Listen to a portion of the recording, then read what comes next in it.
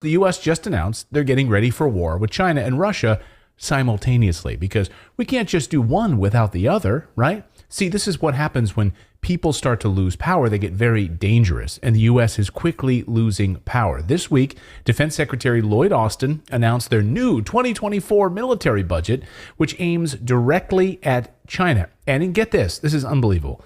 It includes a 40% increase in spending to attack China. The Pentagon recently said China is, quote, the most comprehensive and serious challenge to the U.S. national security strategy. Here's Defense Secretary Lloyd Austin pushing for this new China war funding. This is a strategy-driven budget and one driven by the seriousness of our strategic competition with the People's Republic of China. This budget will help us continue to implement our 2022 National Defense Strategy and the President's National Security Strategy. So the U.S. national security is under attack because China is becoming an economic superpower. They want you to believe that your house and your backyard are going to have Chinese soldiers in it very soon. This is how they will scare you. Better watch out if you're grilling in your backyard barbecue, because some Chinese soldiers are about to steal your hot dogs. They really want you to be scared. They're doing a good job of it. In order to protect the American people, readiness now and readiness in the future through modernization is our number one priority, and there is no other number one. Right now, the international system is under stress.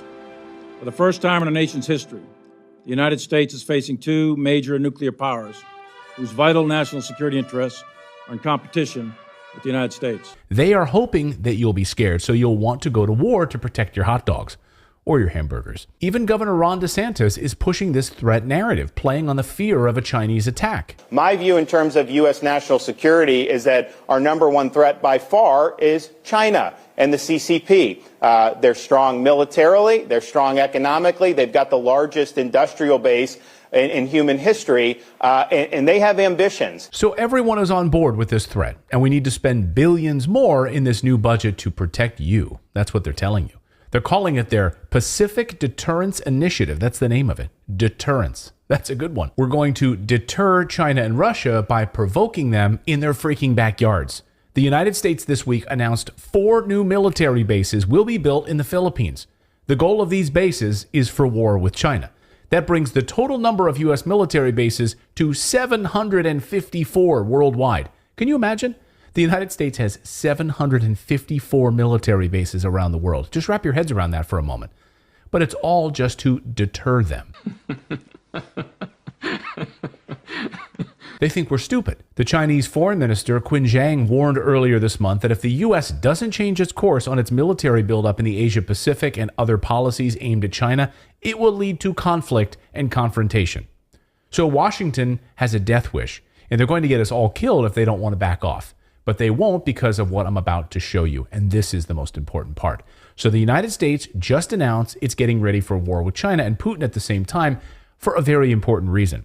Chinese President Xi Jinping and Russian President Vladimir Putin are about to completely alter the international power structure and the monetary system.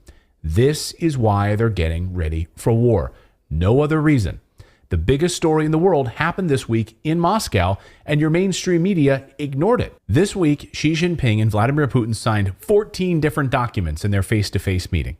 The biggest had to do with trade and currency. It's perhaps the biggest story in the world right now, but again, the U.S. media was obsessed with something else. He could be days away from becoming the first former president to be indicted. Donald Trump is under multiple criminal inquiries. If he's about to be arrested, it almost certainly means he's going to be indicted. The media wants you distracted from the U.S. banking crisis and the decline of the U.S. dollar. Can you imagine? Probably the most important story in the world happened this week, and it almost got no attention.